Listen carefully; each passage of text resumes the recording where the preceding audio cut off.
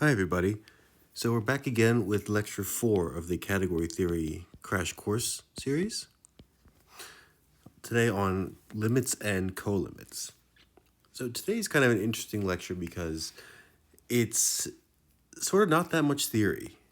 So maybe not too much new theory. In fact, we're only really going to go over a couple of really easy definitions. So not too much theory.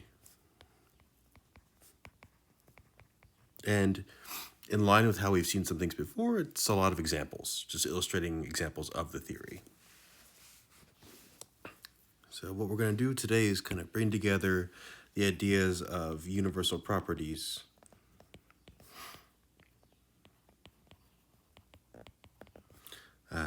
diagrams, and things like initial and terminal objects.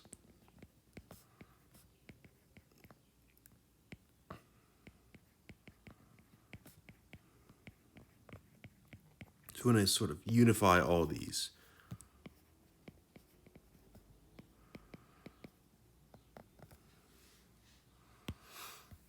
Last lecture, when I talked about universal properties, we made this sort of illusion or kind of hinted toward the fact that every universal property is an example of a terminal or initial object in some category. Every, say, universal property is one of these. Wow, my handwriting's quite bad, sorry. We didn't really justify this. We kind of just gave some examples to say, hey, look at this. They're very similar. So I want to go into this idea in more detail in this lecture. And so when you say, universal properties are, if it's the same thing as a terminal object in some category, it'll be an example of something called a limit. So use this little fancy thing. It'll be an example of a limit. And when a universal property is in an initial object in some category, it'll be an example of something called a colimit. So we can kind of abstract these things to a much more general phenomenon.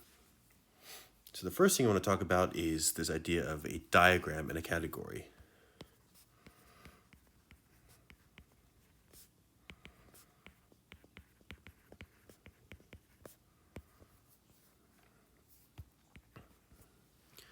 So category C. We've seen these before. We had things like, for example, for like a kernel of a group homomorphism.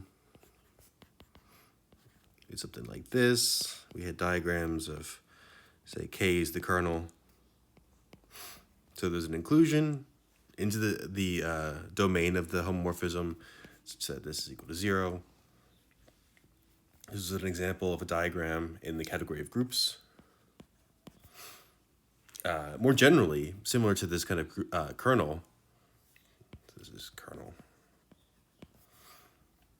we can do something a little more general. So instead of having one morphism, I'll have two morphisms, let's say phi and psi. So these are both group homomorphisms. This will be a diagram in group as well. My handwriting is, again, pretty bad. We can, instead of looking at the kernel or the co-kernel, we could look at something called the equalizer.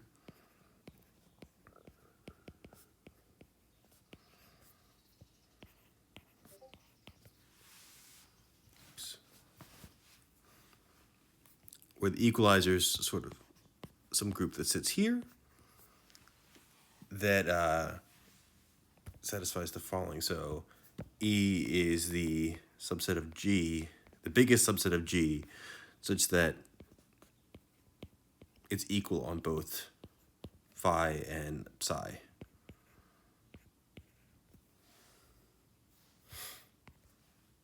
And so in the case of the kernel, one of them is the zero map. So you think the equalizer of phi and the zero map is just the kernel.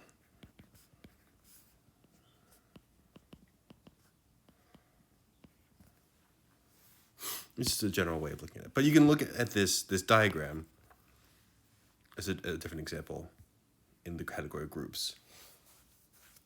You could think about just a single object in some category. Here's a diagram. So let's go to our general definition. We have this loose idea. A diagram is just a collection of objects and a collection of morphisms in a category.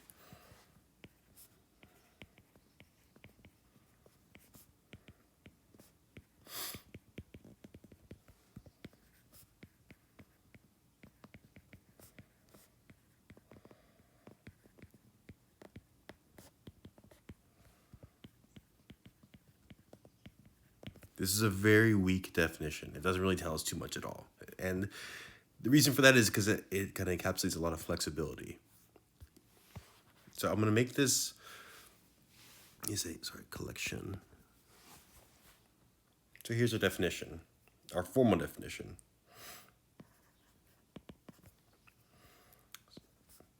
A diagram in the category C is a functor. Let's say alpha for some category I into C, such that I is a small category.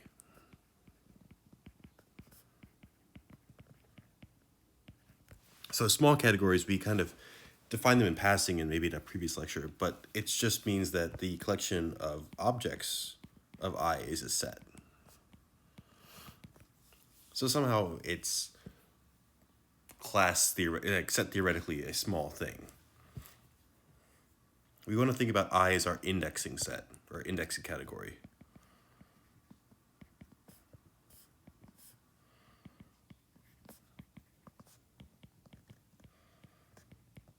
Of the diagram, rather.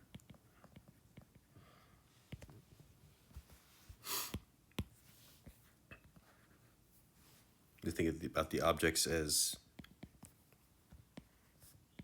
a collection of objects of C.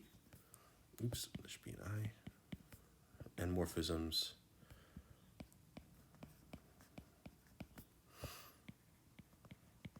You don't necessarily have to have maps between them, but we'll label them like this. So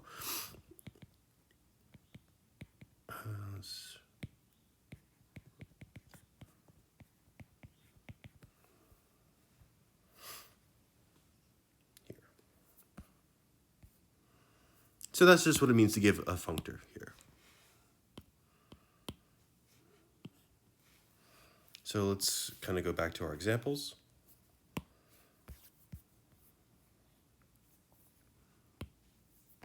For my equalizer diagram, I'll think about it, my category I to just be a category with two objects and two morphisms between them.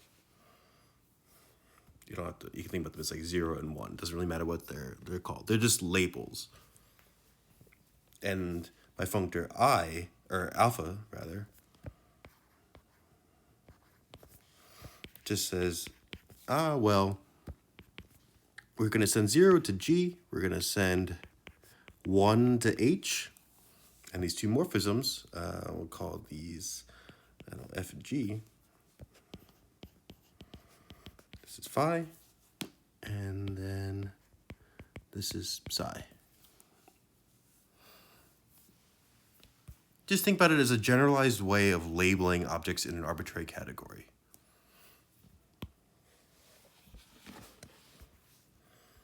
So, write that one more time. A diagram in C is a generalized way of labeling a collection of kind of specified objects.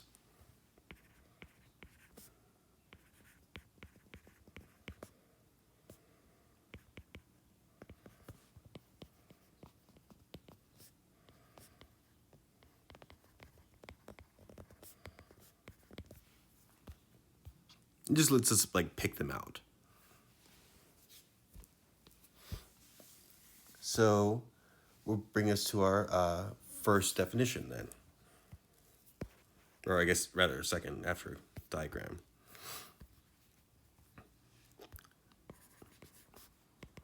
Definition. A cone on a diagram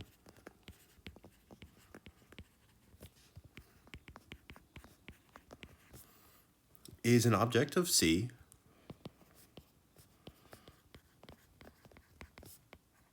let's say X of C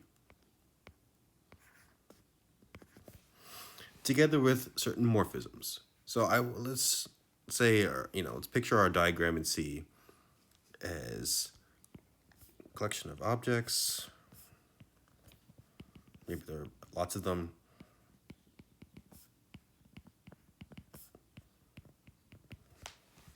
So this should be alpha of K. Oops. Then a cone, you kind of picture it as like a topological cone in a sense. Like you think about it as this object X, it sits over your diagram. So it's an object X together with morphisms to each object of the diagram. Call these, let's say, rho sub I, rho sub J, rho sub K. So together with maps, let's say rho sub I from X to alpha of I for each element I of, like my indexing category, big I.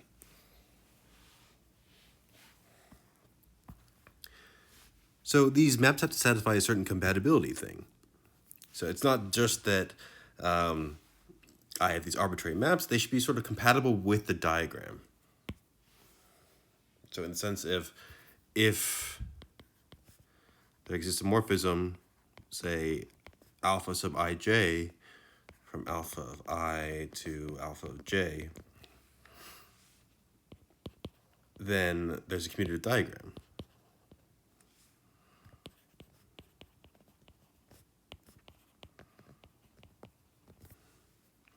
Say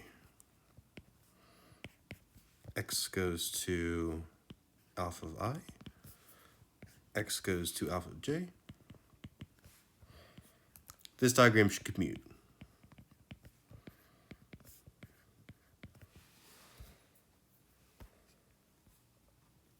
Okay. Then what I want to do is kind of make a category of these things, a category of cones over the diagram. So how am I going to do that? So now that I specified the objects, I should specify the morphisms. So if I have two such cones, so if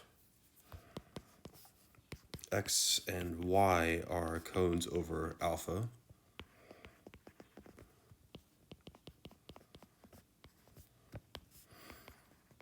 then I want to describe a morphism from x to y. So let's say it's should be a morphism in C, a map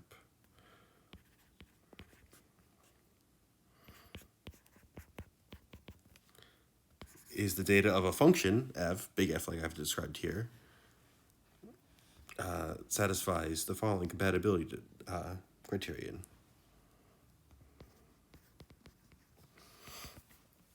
Well, I have to map, let's say, x to y here. I have my maps to each cone, or each element in the diagram. Say if I go rho I here, and I'll call this one, running out of things, let's call this eta I. So this should always be commutative. And moreover, if I have any other map in the diagram, say alpha ij, this all has to commute as well.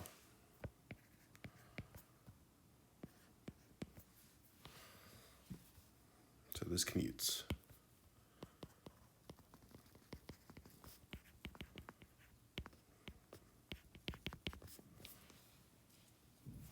Okay.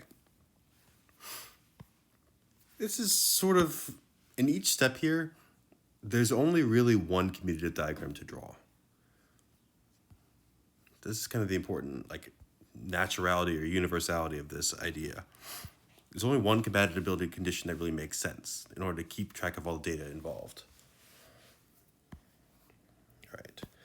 So what we'll say now is the following. The limit of this diagram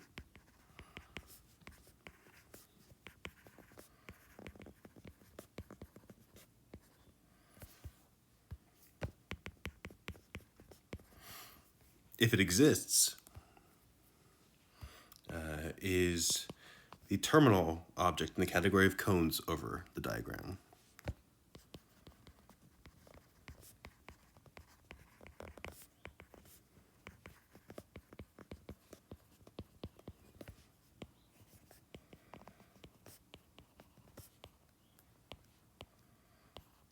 Oops, cones over the diagram.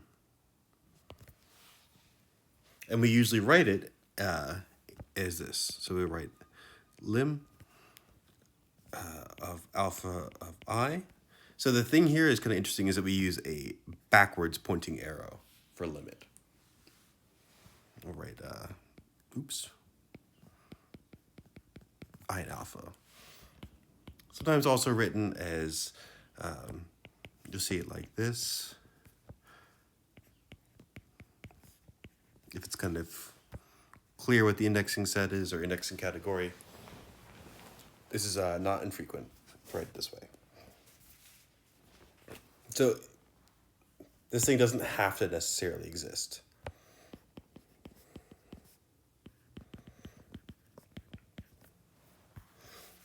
Okay, let's go over a bunch of examples, because right now this is still pretty abstract. Okay.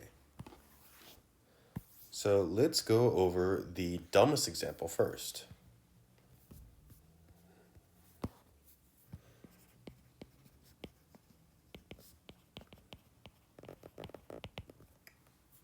So my diagram will be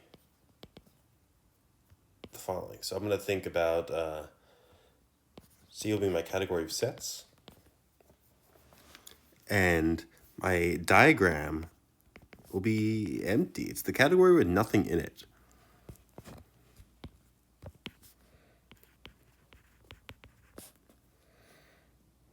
Empty.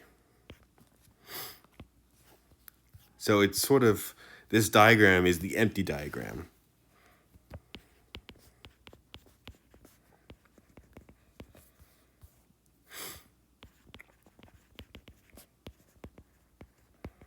It doesn't really specify anything. But the weird thing here is that this does have a limit.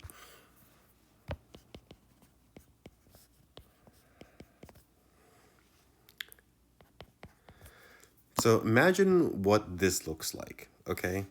In this case, I'm not specifying anything in the category of sets. So what does a cone look like? In this case, a cone over alpha is just a set. It's just an element of the category of sets.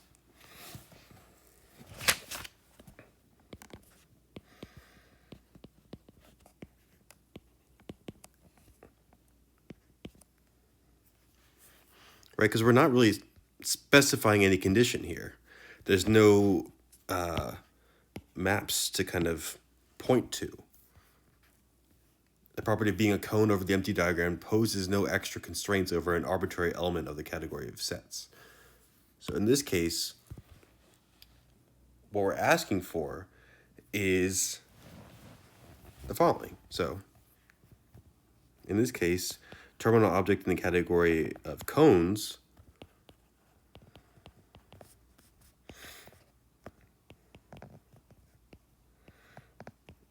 is the same thing as the terminal object in the category of sets.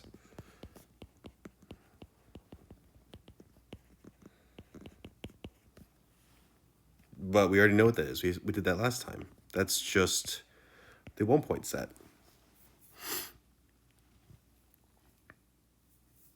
Cool.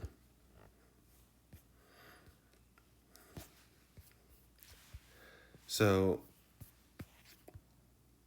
maybe let's write out this kind of universal property associated with a limit to kind of get the juices flowing in our brain here. So in general, given some diagram alpha, and suppose the limit of this thing exists, such that the limit of the diagram exists. Maybe I'll just write this. There's a universal property associated with this, with being a terminal object. It means that for any other cone or any other object, let's say X in C, with morphisms, let's say, so we've got,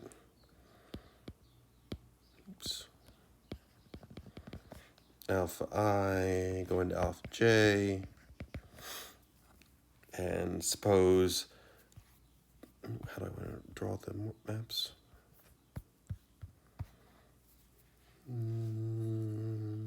Move this out of the way down here.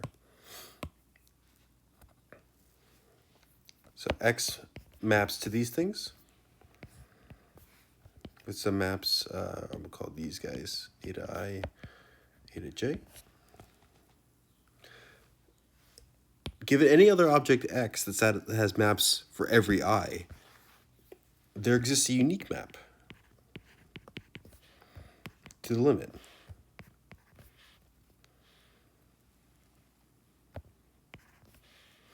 Here.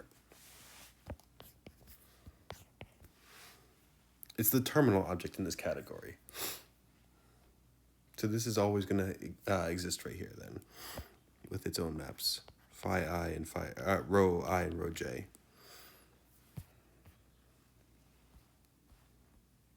This is how we kind of like look for this type of diagram whenever we think about limits. Sorry, I had a total brain fart right there. Let's think about one that's kind of non-obvious. Then I'll give you guys an exercise. So now example rather. Let C be the category, I'll take the real numbers as a poset. Real numbers as, well, it's a poset, it's also a totally ordered set. Poset category. And by this, I mean the objects of this category are just real numbers. And for any two reals, X and Y, this is equal to a single morphism from X to Y. Oops. If X is less than or equal to Y, and it's empty otherwise. And so all this is doing is keeping track of the partial order, or the total order in this case, on R. Okay. And now what I want to do is look at a subset, let's say E of R. And, let's suppose this subset E is not empty. We want this to be interesting, right? And let's say it's bounded below.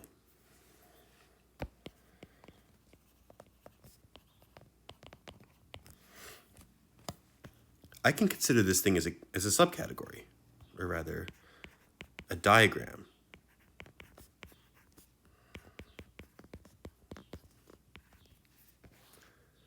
All right, this is an inclusion, like a little I. So just by being a subset of R, it inherits the same order. So I can consider it as a subcategory. And, well, its collection of objects is a set. So this is actually a diagram.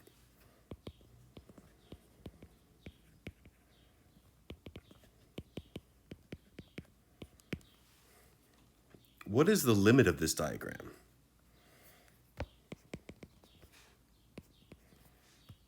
Limit of I exists.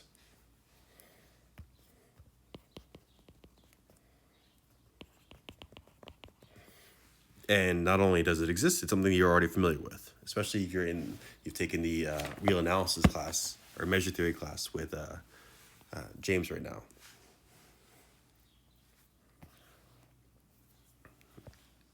And is familiar.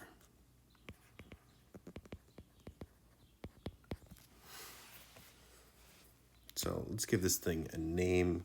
I'm going to call this guy L.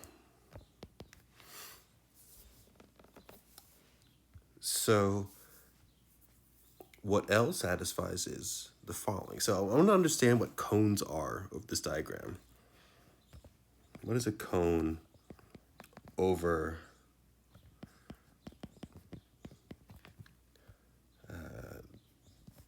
this diagram?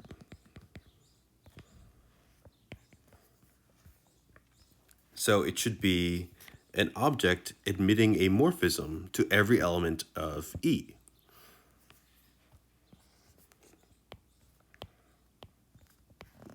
But we know that the morphisms are just given by elements that are, there's morphism from x to y if x is less than or equal to y. So there's an element, so let's say L maps to each element x of E.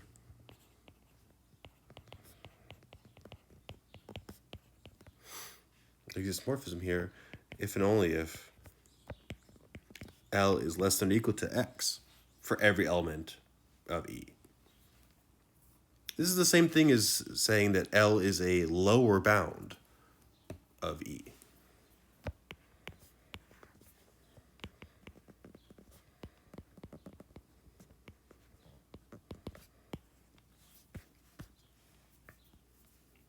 So cones over this diagram are the same thing as lower bounds of that subset. So what does my universal property say? So it says that if I have any other lower bound, any other cone, I am greater than that cone. So if, let's say, M is another cone, another lower bound, there exists a unique morphism from M to L. This is the same thing as saying that M is less than or equal to L. So what I've just described is an element that is a lower bound of E and is bigger than every other lower bound. Does that sound familiar? It should be, because in this case, the limit of this diagram is exactly the infimum of E, or the greatest lower bound.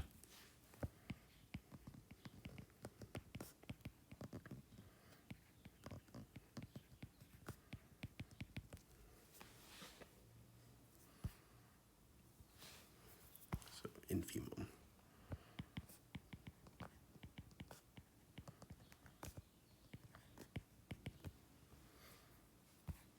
So even if you think that category theory is something that's very different from, in flavor from like analysis or these other subjects, they're not that separate. They're very similar topics. And in fact, there actually are a lot of applications to analysis from category theory. One thing you see a lot in analysis classes is you start dealing with power series.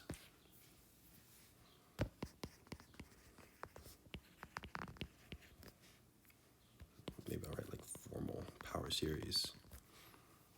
Right, so what are these? These are, infinite sums of this form, where n goes from 0 to infinity, and a n's a real number.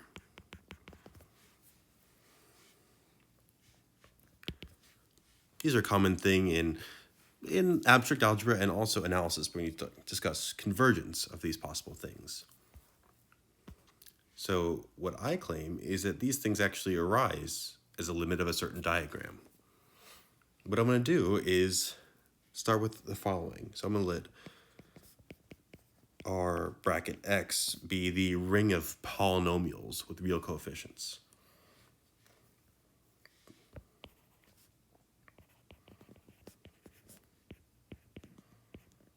These are the ring of polynomials in the variable X over the real numbers. Typical elements of this, x squared plus 1, pi plus x, etc. General elements like an x to the n plus an minus 1, x to the n minus 1, for some integer n, positive integer n. So here, I'm going to describe a collection of these things, a collection of related rings. So for every n,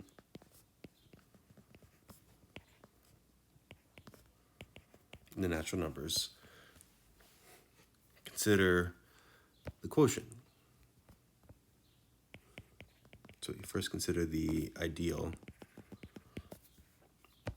the principal ideal generated by x to the n. So these are all things that are kind of degree greater than or equal to n.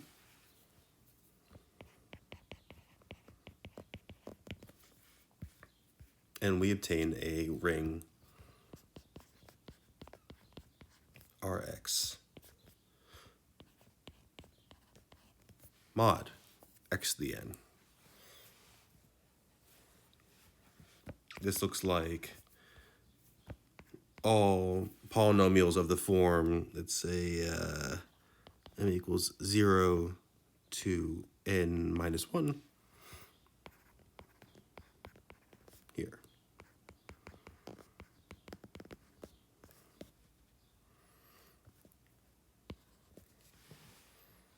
All elements of this form.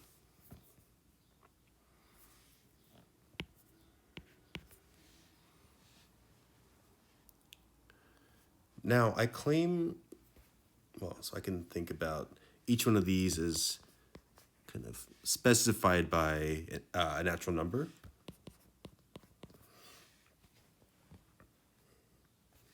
And I can look at the resulting limit.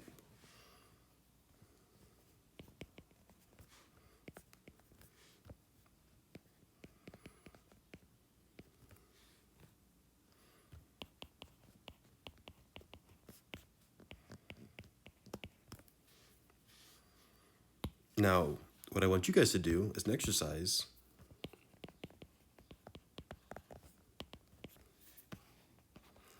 show that this thing is isomorphic as a ring to my formal power series ring. So in this case, these things are called R sort of double brackets X. My formal power series ring in one variable.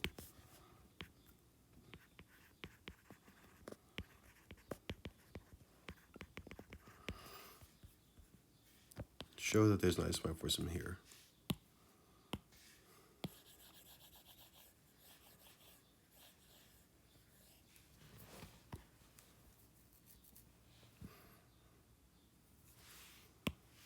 So I want you to make this precise in this case. So not just show the isomorphism. Tell me exactly what this diagram looks like. How are they related? How do I actually write the full diagram in the category of rings?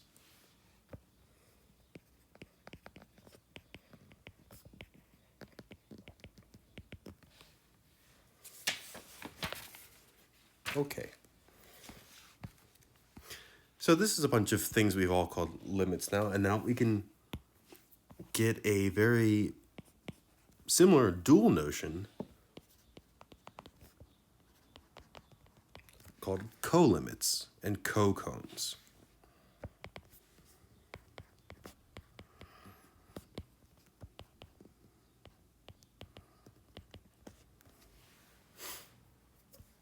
So again, we'll have some diagram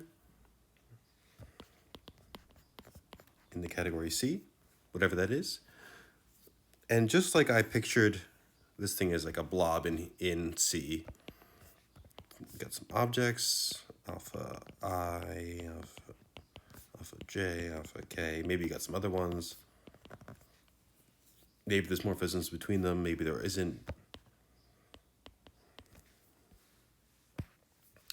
So this is in C. A cocone is an object X with morphisms into X. So this is a cocone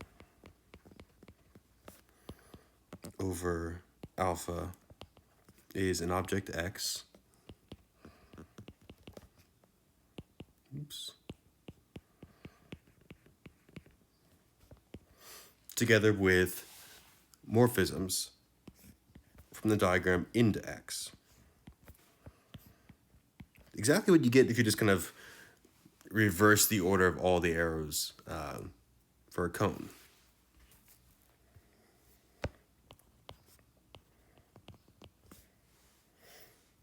So here, I'll call these, let's find a better name. We'll call them alpha sub I.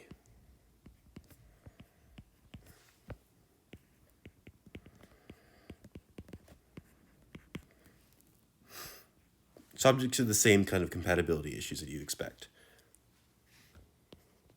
Just like this. And again, the exact same way you can draw morphisms between cocones in the exact analogous way as cones. And we'd say the colimit of the diagram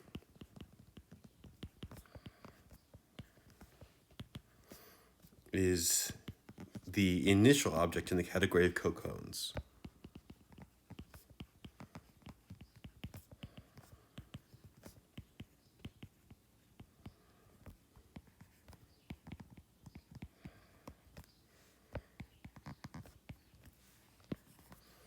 And we write this as limit with a arrow going forward. Sometimes this is written like colim. Unfortunately, the notation is pretty confusing. This is because I have like kind of a slight divergence in notation over time. Sometimes these are called directed limits, or they're called inductive limits, before they were kind of realized as the dual notion to our previous notion of limits. So these are now just called colimits. There's kind of a phenomenon in math where, or in category theory at least, whenever you take like a notion obtained by reversing all the directions of arrows, you call it like something. So colimits are the categorical dual operation to limits in a very sort of precise way. So again, the universal property given by this thing is if I've got these morphisms alpha I to alpha J,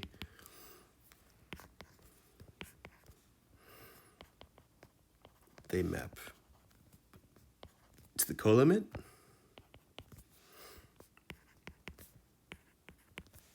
And if, say, Y is any other element of C admitting maps from all these things, then it is, oops, sorry, let me just lost my brain for a second. So if Y is any other cocone in here, there exists a unique map from the colimit. Oops, there exists a unique map here. That's what it means to be initial in the category of cocones over the diagram.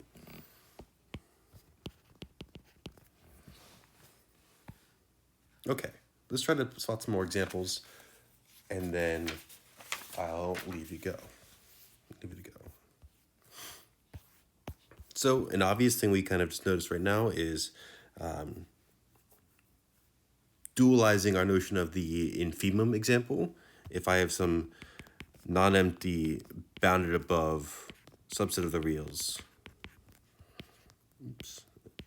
so this is, in this case now it'll be non-empty and bounded above.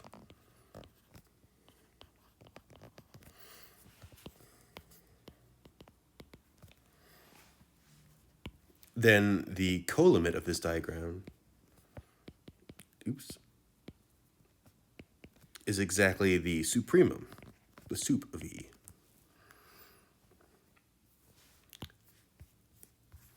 So I want you guys as an exercise to tell me why we need these two constraints.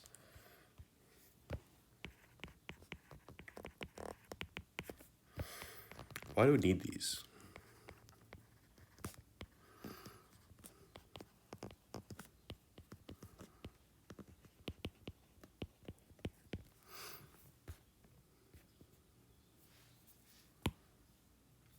But we get this kind of isomorphism, or equality in this case, just by following the exact same argument as before.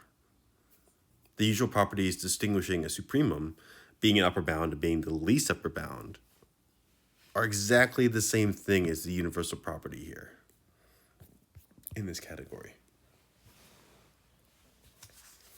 Let's say if I have two sets, example. So I'm going to take two sets in the category sets.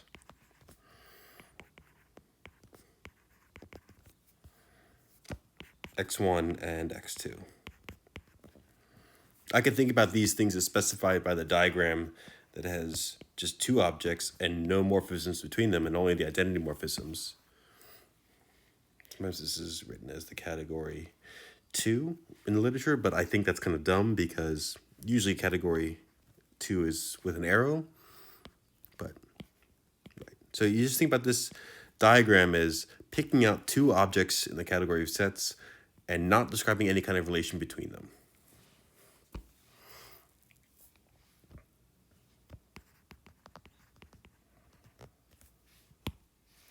So what is the limit and the colimit?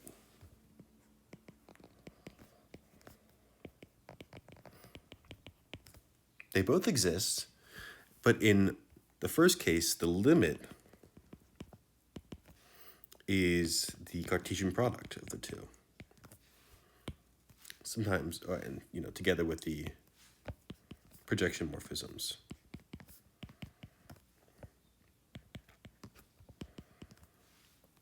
Sometimes this is written as like a capital pi between them for product. The colimit in this case is the disjoint union.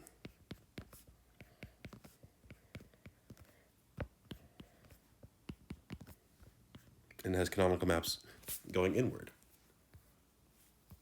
Sorry, I freaking drooled on my iPad. Sorry, guys. Say with I1, I2. So this is the Cartesian product.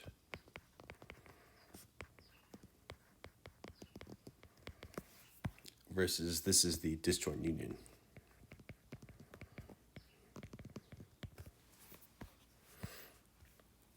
We could also do a kind of cool example.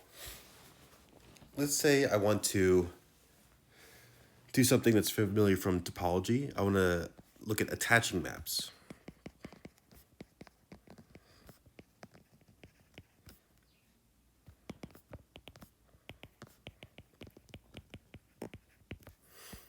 So for example, what I want to do is I've got some topological space. Imagine that looks nice. And what I want to do is glue a disk on it, a disk to the space along the boundary of the disk. So glue a disk, say D, to X along its boundary. which is the unit circle.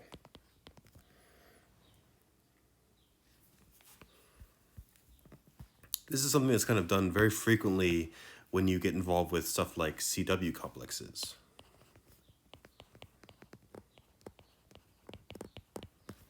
Or simplicial complexes. Very, very kind of standard procedure.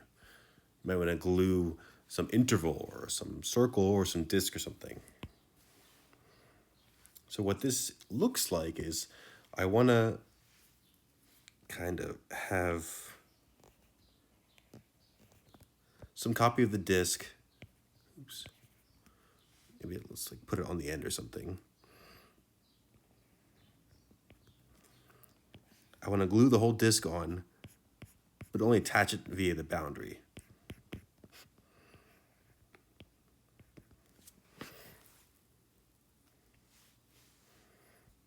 So what that looks like is a function from the unit disk. So this is my disk.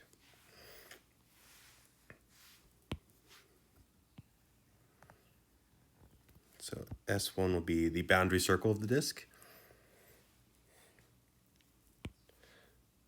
And I specify the subset where I want to glue it. So what I say is I define a continuous function from the circle to X. And I think about its image here, which I'm going to call A.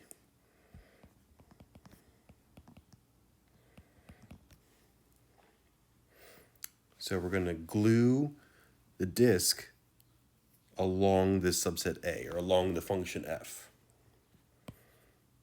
So what this does is we're going to describe the following diagram. So here would be my attaching map F. And I think about this thing as a subset of X via the image and a subset of D via its boundary.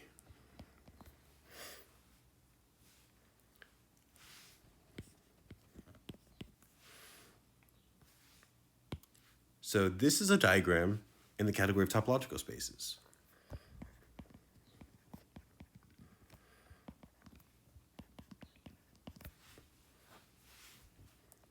And in this case, the colimit of this diagram exists, and it's a new space. We write it like this sometimes. So it's like disjoint union symbol, X and D, but you have like a subscript F. So this space that we obtain is basically like the disjoint union of X and the disk, but we've identified the boundary of the disk to some specific subset of X. This is the kind of space obtained via attaching D to X along F.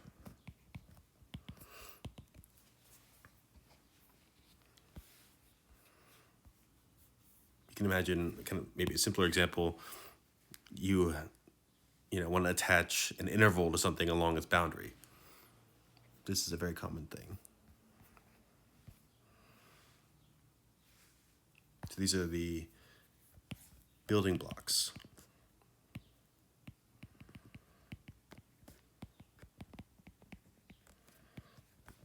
of the idea of CW complexes. Or also maybe you've seen the idea of surgery on manifolds.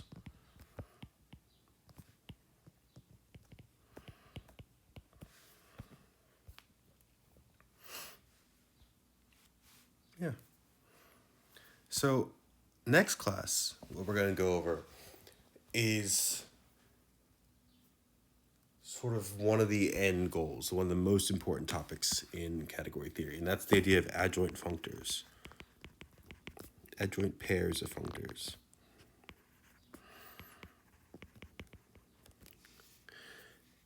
These are sort of some of our most foundational tools we can use in category theory. And they really relate the ideas of limits, colimits, universal properties, functors, all together. One of our real kind of big ideas. So, big. Important.